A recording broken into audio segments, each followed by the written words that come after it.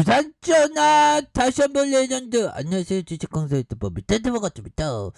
자, 현대 두산 인프라고 주가의 하단에서 다시 한번 일어나는 그런 어떤 모습이 굉장히 또 세게 보여줄 수 있다, 뭐 이렇게 좀 말씀을 드리면서, 자 보면 굴착기 겁나게 세게 판매 잘할 수 있죠. 그래서 현대 두산 인프라코가 미니 굴착기 시장을 공략한 이런 어떤 점, 정말, 보면, 대단하죠. 굴착기 없으면 뭐 아파트 어떻게 만들어서. 자, 렌탈, 롯데 렌탈가 60대 공급 계약을 한, 이런 점이 되겠고.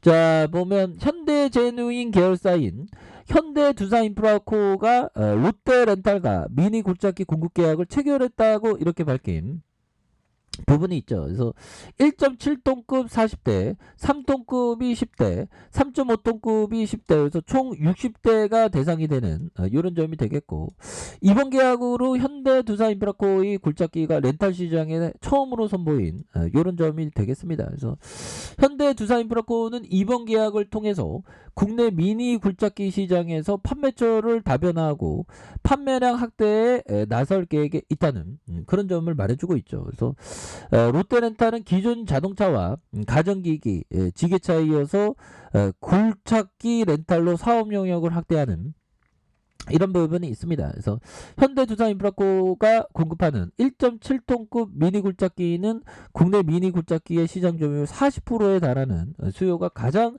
높은 사이즈가 되는 부분이 되겠고, 경쟁사 제품 대비 굴착력과 선의 속도, 작업 반경에서 강점을 갖고 있다. 그래서 장비 폭이 950mm에서 불가해 좁은 공간에서도 작업이 가능하고, 클론론의 폭을 최대 136mm까지 확장할 수 있는 작업 시 균형 유지도 용이하다는 그런 얘기를 해주고 있죠. 그래서 지난해 2017년 미니 굴착기 시장에 첫 제품을 선보인 두산 인프라코어는 라인업의 확충을 통해서 판매량을 늘리고 있는, 그래서 올 들어서 1월과 2월에만 미니 굴착기의 200여 대를 판매를 하는 이런 점에서, 이는 지난해 연간 판매량의 절반을 넘어선 실적이 되는 부분이 되겠고, 올해 고출력 국산 엔진을 탑재해 성능을 대폭 개선하고, 보면 조종석 캠빈 옵션과 히터 장착의 편의성을 높인 미니 굴착기의 DX30Z7 이런 부분 2종을 선보일 계획에 있다는 그런 얘기를 해주고 있죠. 그래서 현대 두산 인프라코는 국내 굴착기 시장에서 미니 굴착기 판매 비중이 50%를 차지하는 관련 시장이 급속도로 이렇게 성장을 하고 있다. 그래서 차별화된 고객 서비스로 글로벌 업체가 강세를 보이면서 국내 미니 굴착기 시장의 판도를 바꾸겠다는 이런 점을 말해주면서, 자 보면 지난해 국내 시장에서 미니 굴착기가 전년 대비 15% 증가한 5,500여 대가 이렇게 판매가 됐고, 인건비 상승과 인력 부족에 따른 기계화로 농가와 가수원의 미니 굴착기 수요가 증가하고 있다는 그런 어떤 분석. 그래서 전 세계적으로 도시화가 완성된 북미와 유럽에서 사용 범위가 확대됨에 따라서 2020년 대비 9% 늘어난 33만 대가 팔렸다는 그런 어떤 얘기를 해주죠.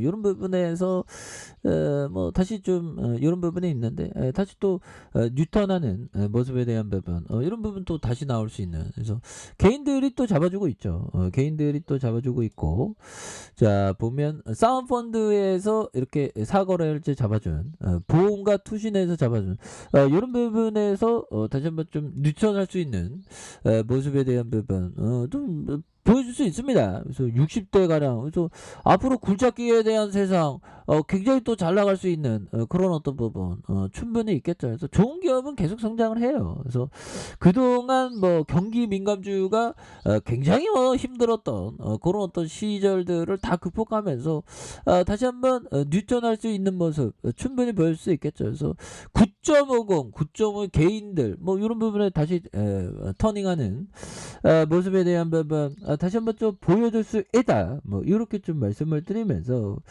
자 보면요, 결국에는 법이청이 얘기한, 근데 법이청은 아무나 법이시 될 수는 없다는 것을 우리는 항상 기억을 해야 되겠습니다. 그래서 법이청이 얘기했던 주식시장은 스트라이크가 없는 야구장과 같다.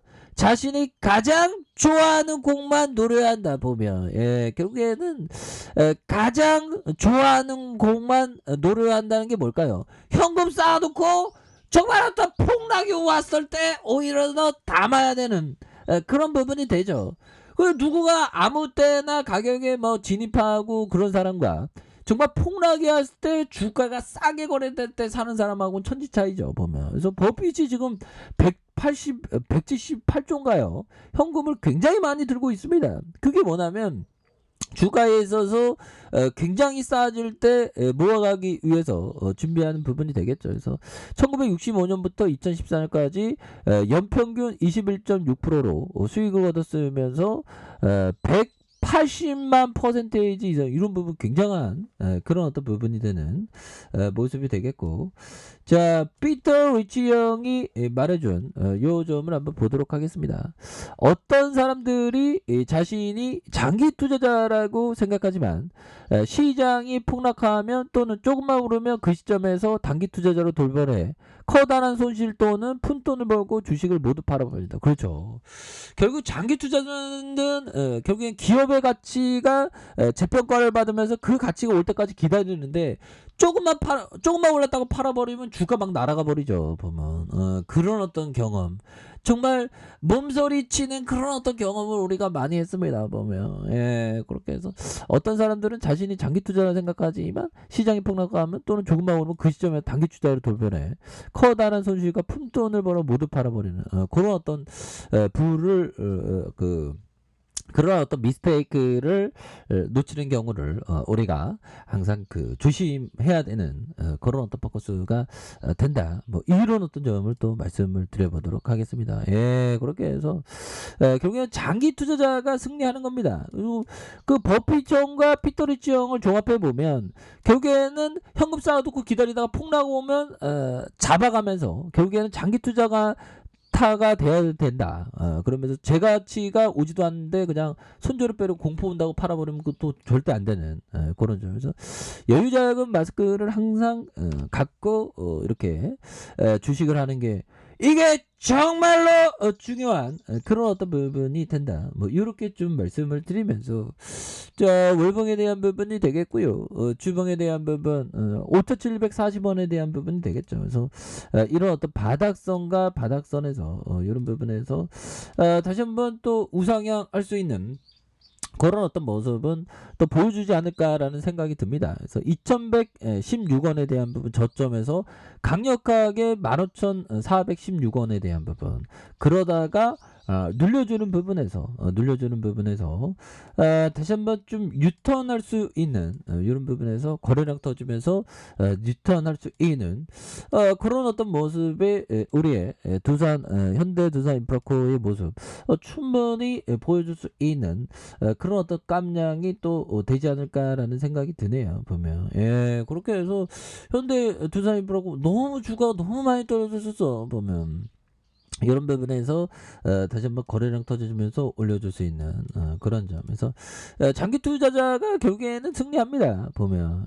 정말 어떤 장기 투자자가 언제나 승리하는 그런 부분이 또 많이 왔었다. 뭐 이렇게 좀 말씀을 드리면서 자 보면 37,830원에 대한 부분 이런 어떤 부분이 있다가 주가에 있어서 너무 하락했었던 그러면서 힘을 모아주다가 형들아 이런 점에서 힘을 모아주다가 다시 한번 우상향 시킬 수 있는 거래량 터지면서 우상향 시킬 수 있는 그런 부분은 또 만들어줄 수 있는 부분은 또 나와줄만 하지 않을까라는 생각이 드네요. 그래서 결국에는 어떠한 어떤 주가에 있어서 장기 투자자에 대한 부분 장기적인 관점으로 접근하는 게 정말 중요하겠으며 그런 어떤 장기 투자자가 결국에는 시장에서 승리하는 그런 어떤 투자자가 된다라는 걸 우리는 알고 있습니다. 보면 그렇기 때문에 존버가 답이야. 언제나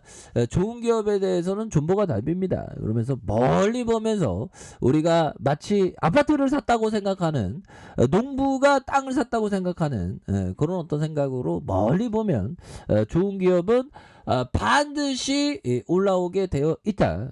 그런 점을 또 말씀을 드려보도록 하겠습니다. 자, 아랫카페에서 전방 확인하시고요. 좋아요, 구독하기, 알람 설정까지 해주셨던 모든 분들 감사합니다. 사랑합니다. 축복합니다. 네, 고맙습니다.